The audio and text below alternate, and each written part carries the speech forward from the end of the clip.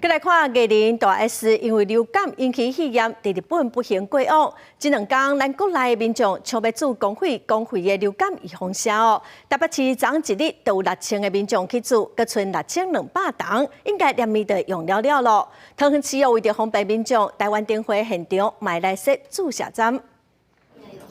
台北市联合病院中浩分院的等待室人阵塌塌甜，我是要做公费流感预防针的民众。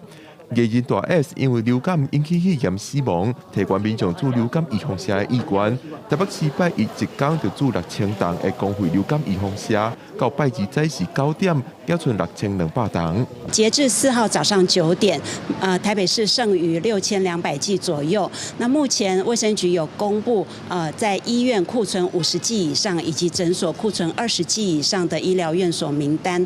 也若准备举办台湾灯会的桃园市是安上伫灯区设注射站。我们在2月12号开始在灯会的期间，好，那我们都会加开这个流感以及COVID 的一个施打站。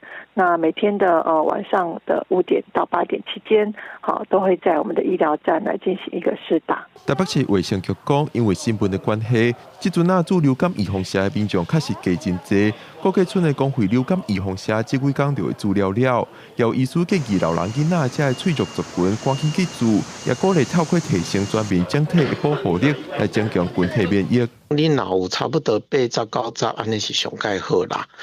当然，即马预防针无甲遐济但是上重要的原来是讲会当做的较紧做咧，尤其你拄仔有讲到遐老人啦，是讲抵抗力较歹的人。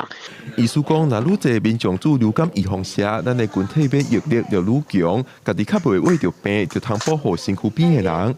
台北市卫生局提醒，流感的症状比一般感冒更较严重，若出现发烧、头痛、肩膀痛、虚累的症状，就要提高警戒。记者郭林玉凯台北报道。